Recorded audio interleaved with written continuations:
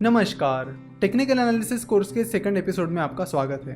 पिछले लेक्चर में हमने टेक्निकल एनालिसिस को एक एग्जांपल के साथ समझा था और इस एपिसोड में हम टेक्निकल एनालिसिस की हिस्ट्री के बारे में बात करने वाले हैं कि टेक्निकल एनालिसिस कहां से शुरू हुआ, कैसे शुरू हुआ और उसकी स्टोरी क्या रही है। 17वीं और 18वीं सदी में ओसाका नाम की सिटी जापान का बिजनेस कैपिटल थी।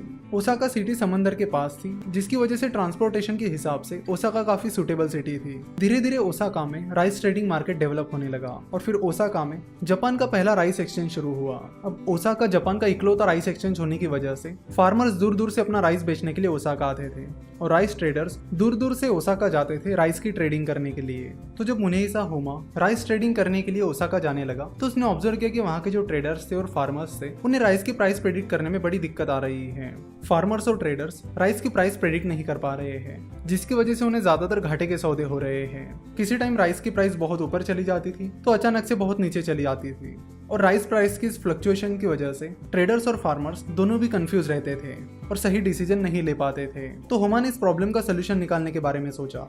वैसे अगर होमा के बारे में बताया जाए तो होमा जापान की एक अमीर फैमिली में पैदा हुआ था और अपना फैमिली बिजनेस चला रहा था। इसी बीच होमा ने सोचा कि क्यों ना राइस की ट्रेडिंग की जाए और इसीलिए वो ओसाका चला गया और राइस की ट्रेडिंग करने लगा। तो राइस की प्राइस के फ्लक्चुएशंस को देखकर होमा को पता चला कि प्राइस की फ्लक्चुएशन मेनली ट्रेडर्स और फार्मर्स की इमोशंस की वजह से हो रही है, जिसकी वजह से होमा को लगा कि पहले तो उसे राइस ट्रेडर्स और फार्मर्स के इमोशंस को समझना होगा, साथ ही उनकी साइकोलॉजी को भी समझना होगा कि वो किस बेसिस पर अपनी बाइंग और सेलिंग डिसीजंस ले रहे हैं। तो ट्रेडर्स और फार्मर्स के इमोशंस और साइकोलॉजी को समझने के लिए होमा ने राइस की प्राइसेस को रिकॉर्ड करना शुरू किया।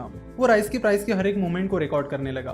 उस पर्टिकुलर दिन उस राइस की प्राइस इतने बजे कितनी थी, क्लोज कितने बजे हुई, ओपन कितने बजे हुई, उस दिन राइस प्राइस का हाई क्या था, लो क्या था, एटसेट्रा।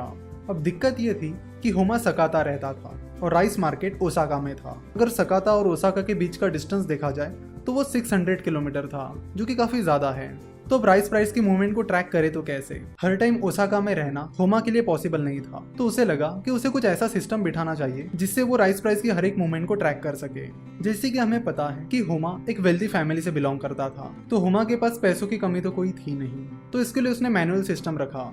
उसने ओसाका और सकाता के बीच हर 6 किलोमीटर की दूरी पर अपना एक आदमी खड़ा किया और उनके हाथ में कुछ झंडे दिए। तो उन झंडों की मदद से वो कुछ सिग्नल्स देते थे और फिर उन सिग्नल्स की मदद से होमा राइस प्राइस की मूवमेंट्स को ट्रैक करता था।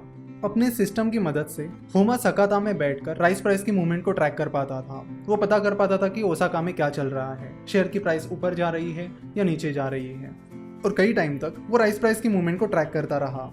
तो कुछ टाइम तक राइस प्राइस की मूवमेंट को ट्रैक करने के बाद होमा को पता चला कि राइस प्राइस की मूवमेंट में कुछ पैटर्न्स आ रहे हैं और वो रेगुलरली रिपीट भी हो रहे हैं। तो होमा ने ऐसे अलग अलग पैटर्न्स पर ध्यान देना शुरू किया कि क्या चीज होने के बाद वो पैटर्न्स डेवलप हो रहे हैं, और फिर होमा ने उन पैटर्न्स को अलग अलग नाम देना शुरू किया और उसने उनके चार्ट बनाकर वो बायर्स और सेलर की साइकोलॉजी को समझने लगा। यानी वो राइस ट्रेडर्स और फार्मर्स की साइकोलॉजी को समझने लगा, उनके इमोशंस को समझने लगा, और फिर अपनी इस टेक्निक का उपयोग होमा राइस ट्रेडिंग करने के लिए करने लगा। उन चार्ट्स की मदद से और उन पैटर्न्स की मदद से वो अपनी बाइंग डिसीजन और सेलिंग डिसीजन लेने लगा और राइस मार्केट में ट्रेड करने लगा।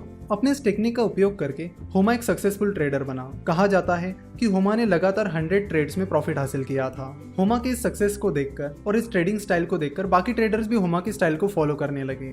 वो भी होमा की तरह चार्ट्स बनाने लगे और होमा के पैटर्न्स को समझने लगे, और इन्हीं पैटर्न्स का उपयोग करके वो भी अपनी बाइंग और सेलिंग डिसीजन लेकर राइस मार्केट में ट्रेड करने लगे। तो होमा की ये स्ट्रेटेजी और होमा ने डेवलप किए हुए ये पैटर्न्स ही जापानीज कैंडलस्टिक चार्ट का बेस है। बाद में इसी टेक्निक को यानी कैंडलस्टिक टेक्निक को अलग अलग चीजों की ट्रेडिंग के लिए इस्तेमाल किया गया और बाद में ये चीज स्टॉक ट्रेडिंग में भी आ गई। ट्रेडर स्टॉक ट्रेडिंग में शेयर की पिछली प्राइसेस का एनालिसिस करने लगे और उन पैटर्न्स की मदद से वो फ्यूचर प्राइस को प्रेडिक्ट करने लगे। तो ये है टेक्निकल एनालिसिस की हिस्ट्री, जिसमें मुनेहिसा होमा ने जापानीज कैंडलस्टिक चार्ट की मदद से राइस प्राइस को प्रेडिक्ट करना शुरू किया था, और अब यही टेक्निक स्टॉक मार्केट में भी चल रही है। तो जो मेथड होमा ने यूज की वो ये थी कि किसी भी चीज की प्राइस मूवमेंट की हिस्ट्री को आप ट्रैक करिए और उसकी मदद से फ्यूचर को प्रेडिक्ट कीजिए, जिससे आपको ट्रेडर्स के इमोशंस और साइकोलॉजी को समझने में मदद मिलती है। साथ ही शॉर्ट टर्म में शेयर प्राइस कहाँ जा सकती है इसकी कुछ बेसिक आइडिया मिल सकती है।